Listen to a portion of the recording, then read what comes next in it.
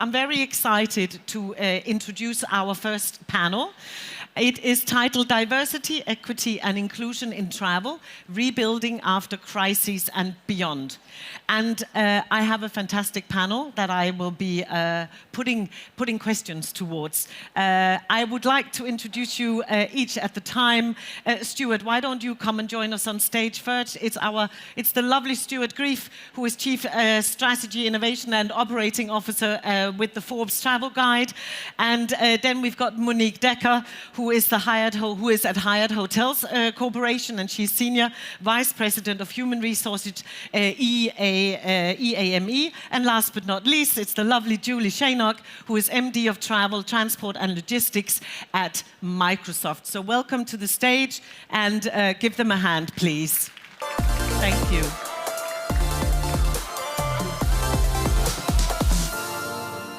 Welcome. Thank you very much. You have really come from all corners of the world. So thank you very much for being here. When we got together to prepare for today, we spoke about the fact that we wanted to be critical, but we also wanted to get across some of the very fine initiatives that are taking place in a lot of organizations.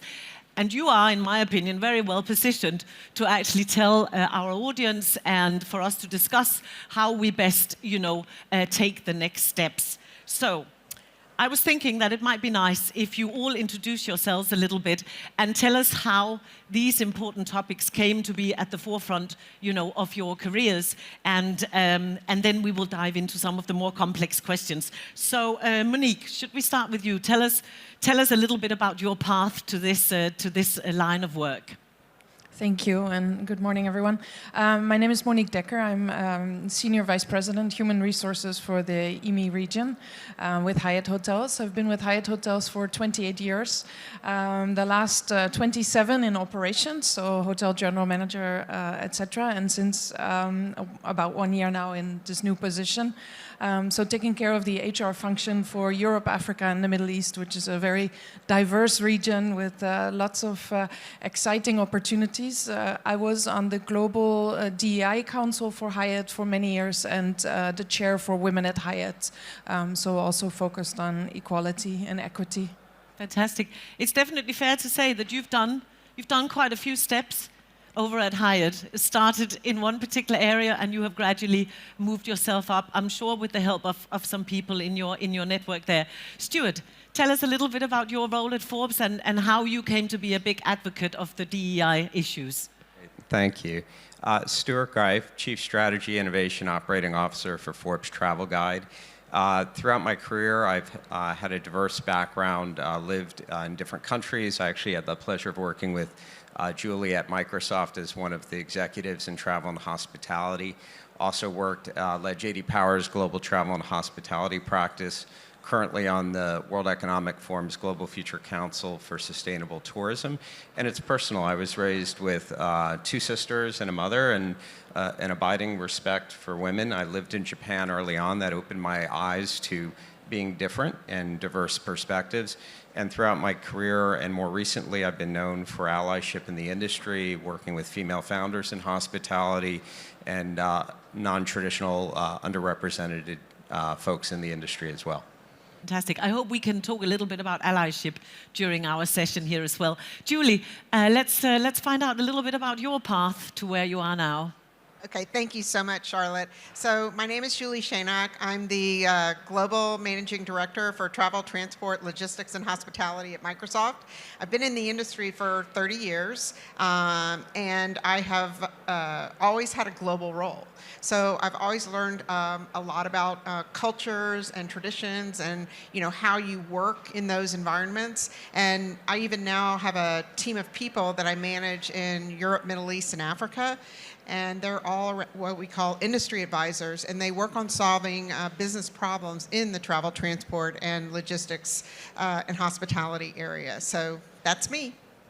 Well done. Thank you very much. I think we're good to go, for sure. I want to go to you first, Stuart, because also when we met recently, we discussed that there seems to be a little bit of a pushback against the DEI challenge and the narrative, maybe. Maybe it's to do with some of the approaches that we're seeing that are being employed, whether they be politically, socially, or indeed legally. What are your thoughts really on this? What can you share with us? And how do we flip the narrative, I think was one of your terms. Yeah, Because maybe that's due. Yeah, I believe we have to flip the script on how we frame DEI, and I'll explain that in a moment. First, if I were to ask any executive, not just here in this room, but in any business, if there was something in your control that would drive higher revenue, happier customers, better morale with employees, and happiness for stakeholders, would you do it? And 100 times out of 100, because you have a fiduciary responsibility, the answer would be heck yes. Right? Recently, Harvard Business School, the most recent study came out that said, if you had a bunch of men that look like me in a group compared to an individual, they would outperform 60% of the time. When you add women, gender, they outperform 75% of the time. That's a 15% delta. And then when you add other elements of diversity, people of different backgrounds, it jumps to 87%. So my view is we ought to be going out to people, challenging them, saying, if you are not actively cultivating diversity, you are failing in your fiduciary responsibility as an executive to your shareholders and to your business. So from my perspective, that is something when you have the economic incentive and pressure on that, where people are more responsive. I also truly believe to my heart, two other things that I want to say. The first is people traditionally have looked like me, and the business culture reflects that in many places in this world. It's intellectually dishonest. If all women, for example, ran business historically, do we not believe that we'd have more flexible policies around children and family, and there'd be fewer outings after work to sports bars? Of course there would. And it, not only if it was women, but if it was different groups that had been the historical dominant culture. The other point I want to make, and it was a woman who said this, so I want to make sure that she gets credit, right, is that talent is equally distributed, opportunity is not. Yep. And if I was born somewhere else, and there's no way I would have risen to where I am, and if I didn't look the way I was in the dominant culture, I wouldn't have. And so again, to be intellectually honest and recognize that means there's a moral and ethical imperative for all of us to do our part to level the playing field. It is indeed exactly also what Rohit has already just touched on. I know you were here for the keynote. Julie, some thoughts from you on the flipping the narrative and why we are far from done with discussing this.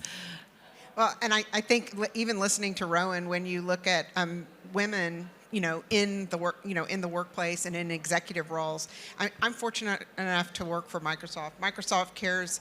It's one of their key tenets for DEI. We're trained in management around all of this, and I think it's just such an important area. Accessibility is one of the key tenets as well. There's coming up is what we call an ability summit, and so that's going to take place in the next 30 days.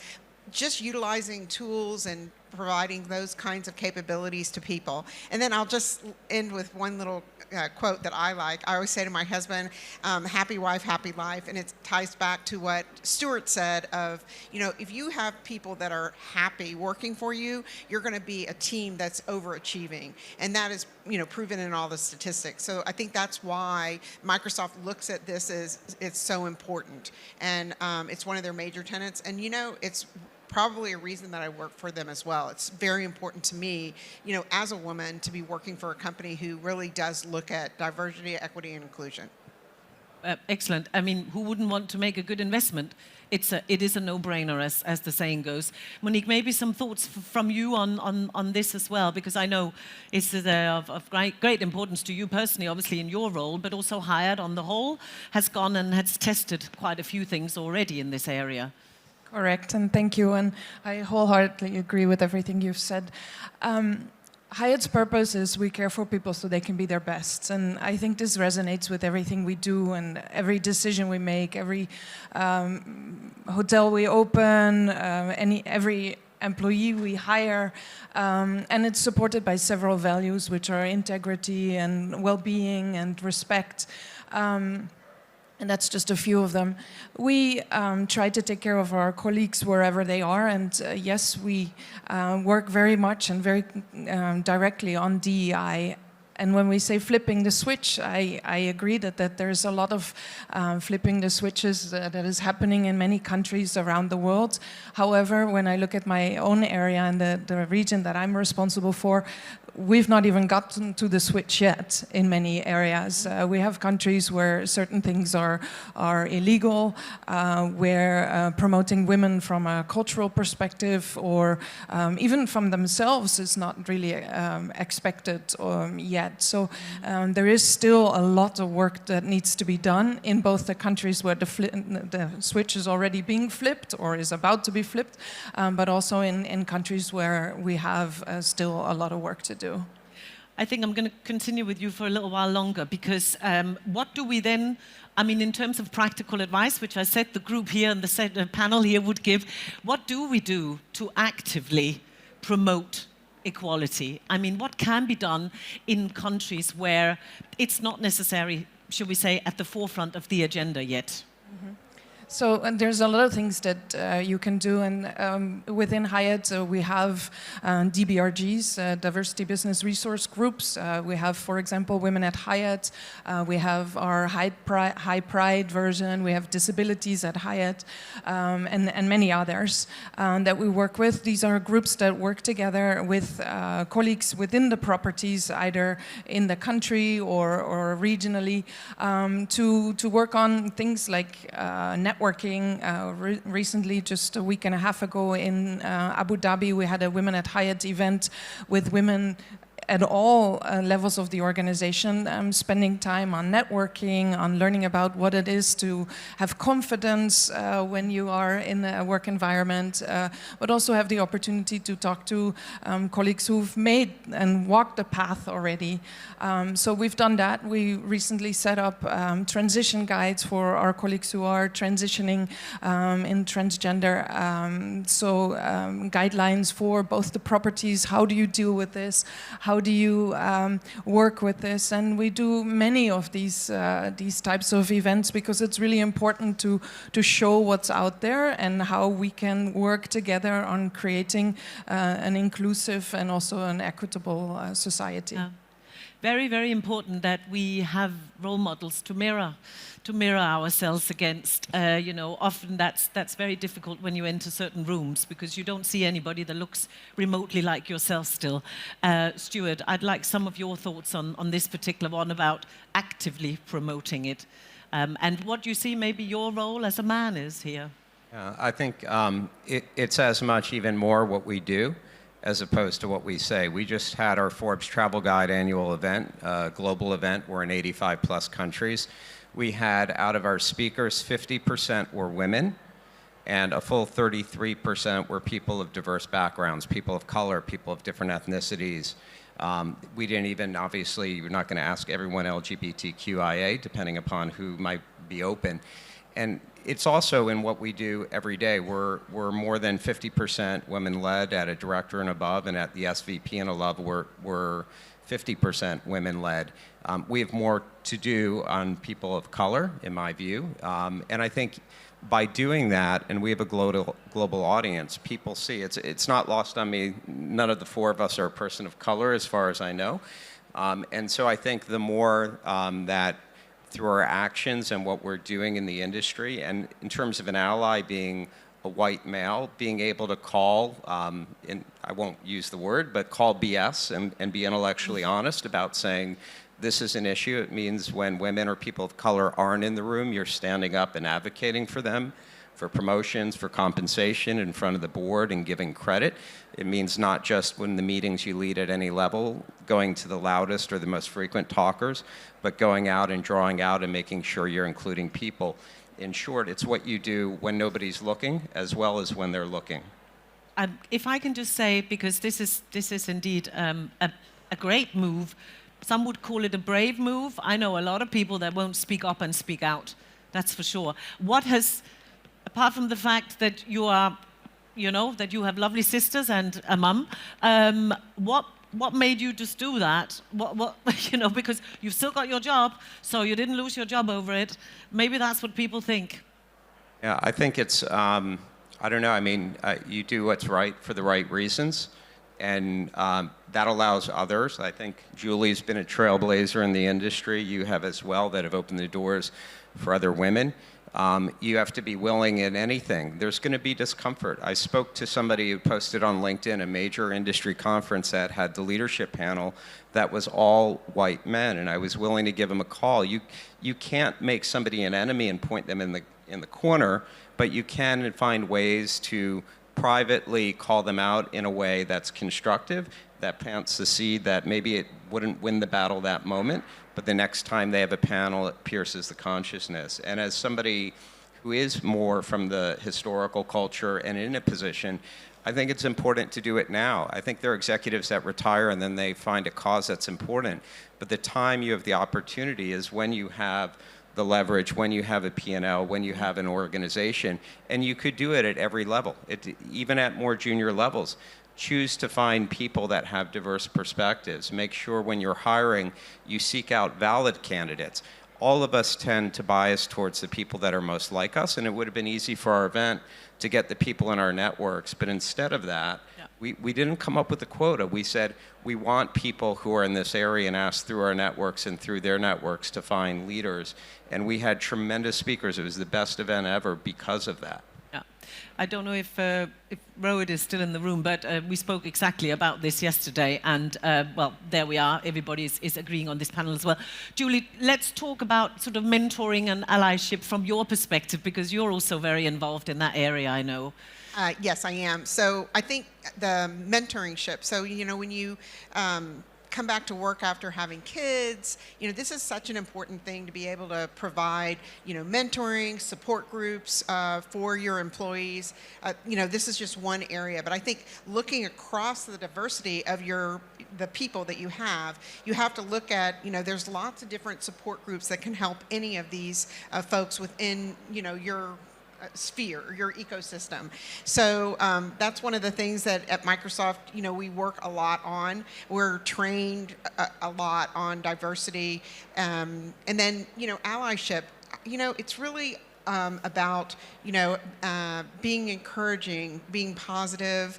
The other thing I would tell you is making sure that you're very curious with people. You ask a lot of questions and have a lot of empathy for them as well. So I think that's part of what we are demonstrating at Microsoft as well. And it plays actually very well. So that's something that I do with the people that I work with, not only people who work for me, but people who work around me, below and above. I do the same kind of thing. I try to find that connection and remember things about people. It gives a more of a personal touch, and people are really looking for that. That's great. I think it might be interesting to touch on sort of corporate politics. Corporate politics can be for any company, for 3 men and women and up, as it were. See how easy it is to slip into that one. You all work for large organizations, so it's obviously easy for you guys, right? I mean, it's much more difficult for smaller organizations, or where do smaller organizations start? You're already sorted and settled and moving in the right direction. So maybe, Monique, some advice for people who are wanting to do more and wanting to do better, maybe? I think being in a panel like this, or having the opportunity to listen to some of us who are advocates for doing this, is already is a start. You can start very small and bring in some of the practices that larger companies are using. Take a look at the purpose of larger companies. I'm sure all of our companies have purposes that are right along the lines. Look at the values that we are working with. I mentioned some before. Empathy is another one that we take very closely. And then there is lots of opportunities to work together with your colleagues and with your team members and asking them. In Hyatt, for example, we have unconscious bias training. This is one of the most important trainings we ever had. We have leading inclusively training for our managers and our team. This is one of the most important trainings we have.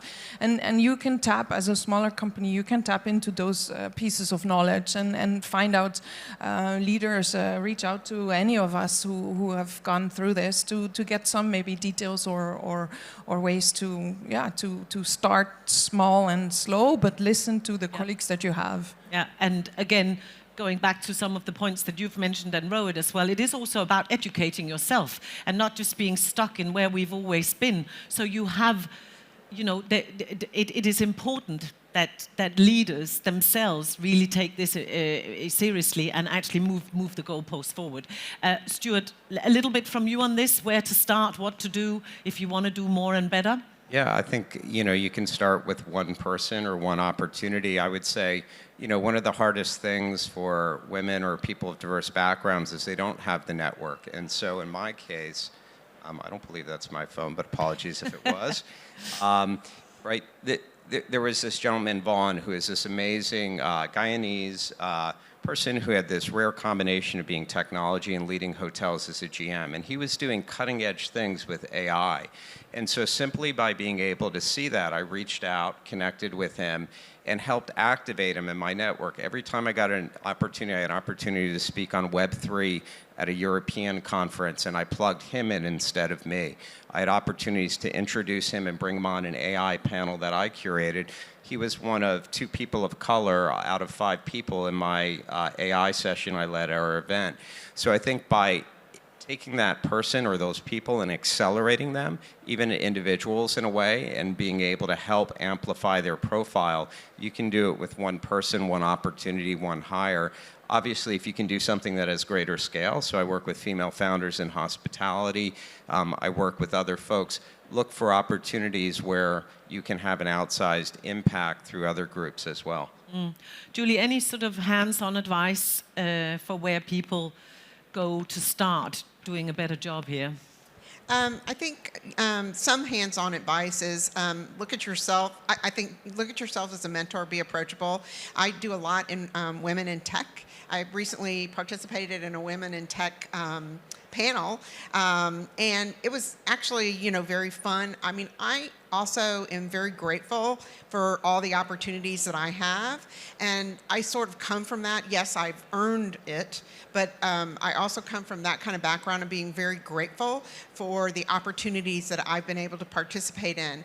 And it was interesting, you know, with other women on the panel, and it was a very diverse group of people. You know, one person said, you know, you shouldn't be grateful, you earned it. And I'm like, I'm still very grateful for the opportunities that I have and continue to have throughout my career. So I think, you know, looking and being that mentor, being approachable, and then making sure that you participate and have the empathy and project all of that going forward.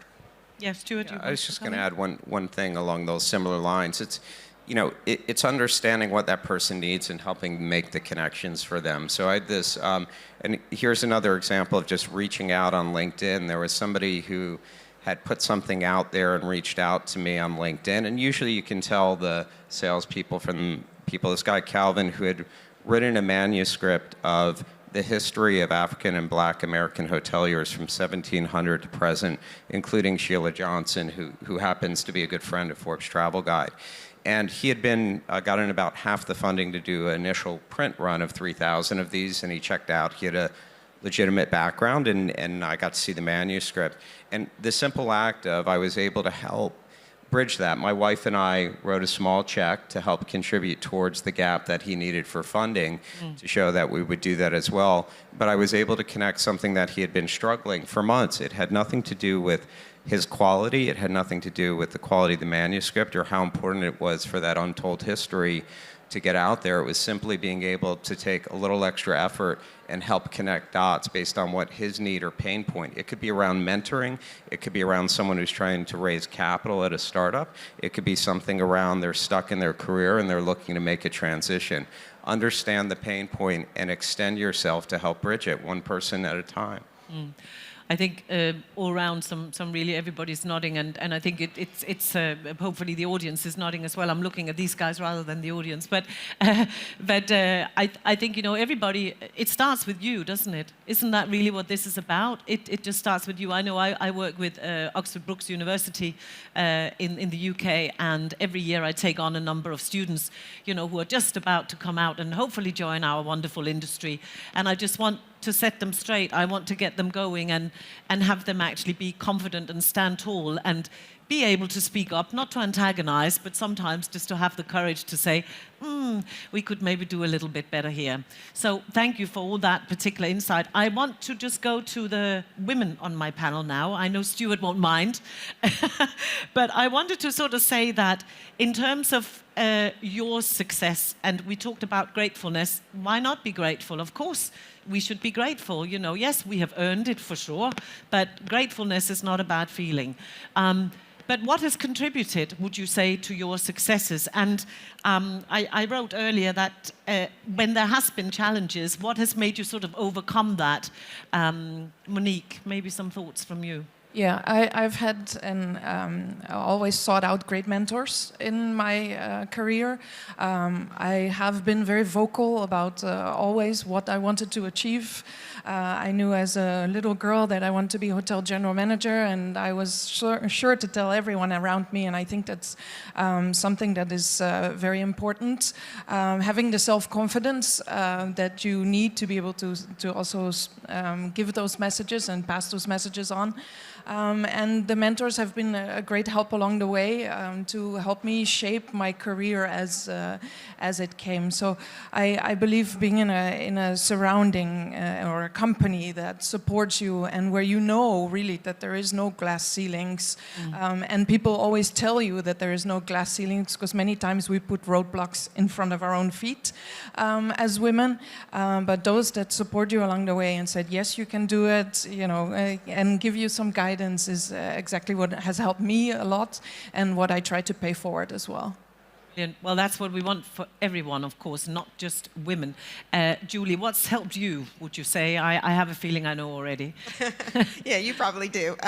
What's helped me the most is I'm a self-starter, and I think being given opportunities, overachieving in those opportunities. The other piece would be I also had great mentors throughout my career, and I can't underestimate what a mentor can actually do for you in your career throughout your path that you're moving on. So I would tell you that both being a self-starter, overachieving, and then having great mentors. Thank you very much. Very sadly, half an hour is never quite enough. I know Julie, Stuart, and Monique are going to be here over the next couple of days, and I know that you can find them, well, you can find them all on social media, the usual channels. So I would very much suggest that if you want to get in touch with these lovely people, they will be there for you. I think I can guarantee that. So shall we give them a hand and say thank you for joining us today? It's been my pleasure. Thank you very, very much.